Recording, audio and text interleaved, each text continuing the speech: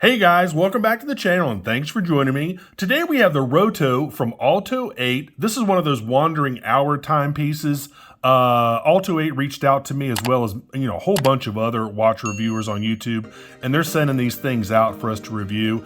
It's interesting. It's not normally the type of watch that I like to review. It's not the type of watch that really interests me, only because they're making the time harder to read. Yeah, it's a conversation piece, but it's like you have to stare at it for a couple seconds to figure out what time it is.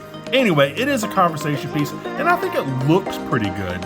So anyway, with that being said, let's check it out.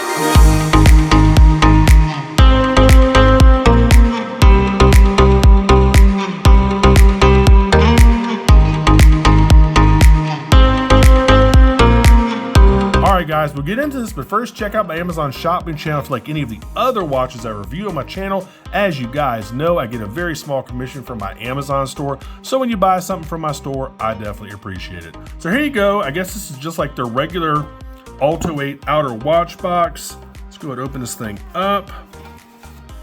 And then you get like a little travel case inside. Not bad packaging for sure. There it is.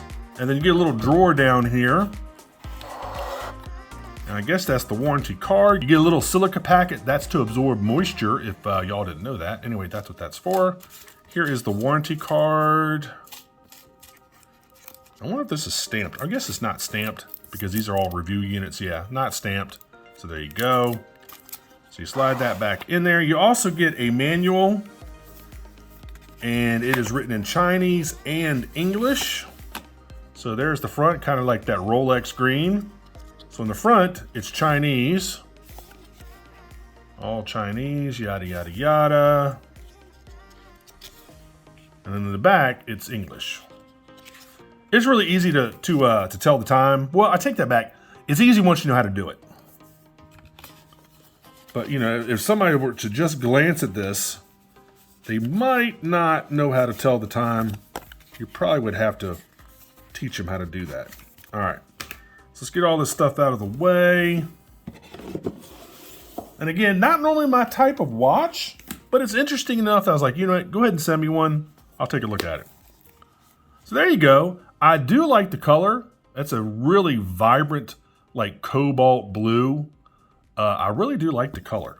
A little bit smaller than I normally like. This is what, 39? Yeah, 39 millimeters. And I know for a fact it doesn't fit on my wrist, so I'm not even gonna try it on. But there you go. There's your first little look at it. Interesting. I mean, it's definitely an interesting watch, man. In fact, let me go ahead and take off the plastic here real quick. All right, there we go. You also got a tag on here. Basically just got the information, I guess, like the model number and stuff. So there you go. All right, let's go ahead and put this travel case back together, put the pillow back inside. And of course, it's not real leather, so don't think this is real leather. All right. There's that. And, as usual, I'll go ahead and tell you all the 7 specs you need to know. Then I'll put the rest of the stuff down there in the description field for you.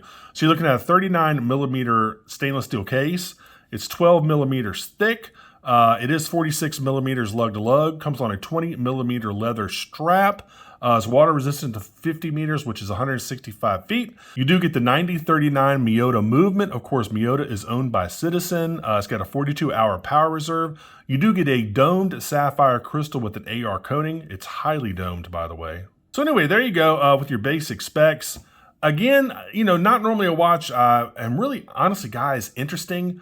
It is an interesting way to tell the time. So basically what you do is the number right here. Here is your minute track. As you can see right there, 0 to 60.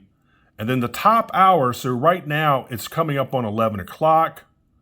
So as that 11 will stay there and it'll slowly go past all the minute marks. Now this is not a watch. If you really want to know the exact time, this is not the watch for you.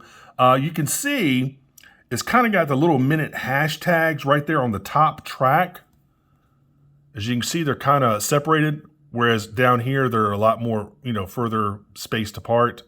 But anyway, so bottom line, that 11 is going to basically travel across that top track from 0 to 60. And if you notice down here, it's coming up, it'll be coming up on 12. So when that 11 is over here near 60, that 12 will be rotating down and it'll slide past the 6, and then it'll click over to 12, and then it'll start coming up on 12 o'clock. So it's actually pretty easy to read the time once you know how to do it. These discs, they spin, hence the name Wandering Hour. I like the overall look of it. The discs kind of remind me of dice, even though they don't have dots, they have numbers. It just kind of reminds me of dice a little bit. Of course, you got automatic, Olto-8 right there. It's an interesting watch, man. The case is super highly polished. You do have these concave cutouts on the side here, which I've never seen before. It's kind of, honestly, it's kind of odd. You do have a signed crown.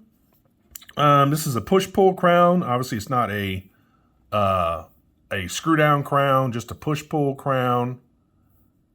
Let me go and wind it up a little bit. But it's definitely, I mean, it's definitely a conversation starter for sure. I do like that dial. The dial has a really nice sunburst feature to it. Really cool. I mean, I think it's really a good-looking watch for sure. It looks like it's decently well-built, obviously being made in China. It still looks like it's pretty decently well-built. Again, very highly polished. The strap, again, is too small. It says genuine leather on there. I'll take their word for it, but it's just a little bit too small for me. You do have some Geneva striping on the back on the movement. The rotor, though, is just painfully plain. I mean, there needs to be some sort of decoration on that rotor, man. I mean, maybe just Olto-8's, logo on there, just something. But it's painfully plain. You do get a screw-down case back, which I thought was kind of interesting for a watch in this price range, and this just being like a dress watch. Of course, you can still see the sticker on there with the little red stripe. I mean, not bad. Not a bad looking watch for sure. And it's funny because on this side, it's still highly polished. And on this side, it also has those concave cutouts right where my thumb is. See how it's like they're cut out? It's kind of strange, man. And there's the big 8 symbol for Olto-8 on the crown. Here's the rest of the strap. Of course, you got stainless steel hardware. You got Olto-8 again down there. You got one fixed keeper, one movable keeper. Kind of a blue dyed, again, leather strap. It is a quick release, so if you want to swap this out with a different 2-piece, maybe a longer 2-piece strap, you can easily do that because these are quick release. And again, I wish they had done something with that rotor. I mean, it's just really, really plain. They got the Geneva striping on the movement, but I don't know why they didn't do anything with the rotor. Anyway, probably a cost savings, I guess. So I would try it on, but again, it's going to be too small for me. But I will go ahead and kill the studio light, kill the monitors. I'll show you the Lume, guys. Don't expect much, honestly. They're saying this is Super-LumiNova, but let's just take a look here.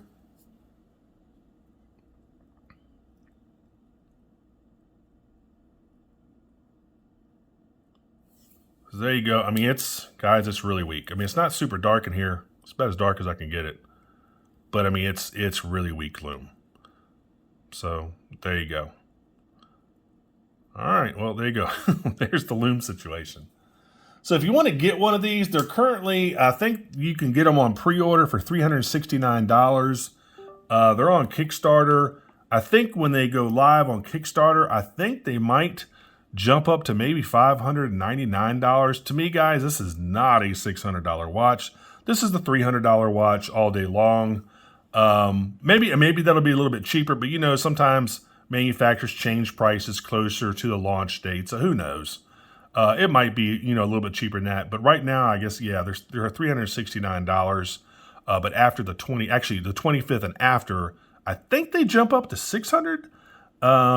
Maybe a little bit less, who knows? So anyway, I'll make sure to put that link in the description field for you. And as always, make sure you like and subscribe. Make sure you click that notification bell. I definitely appreciate it when you do that. And I've got some more reviews coming up. Maybe actually another one tomorrow on our normal Sunday. So yeah, I just wanted to bring this to you. Tell me what you think. This is the type of watch you would actually like to wear. What do you think of these things, man? I mean, this particular style of watch has been around for literally hundreds of years. This Wandering Hour has been around for a very long time. But normally, folks like AP and others make these and they're, $100,000. So this is very affordable compared to one of those. videos. So anyway, guys, again, make sure you like and subscribe. Make sure you click that notification bell, and I will see you on the next review. Take care. Bye-bye.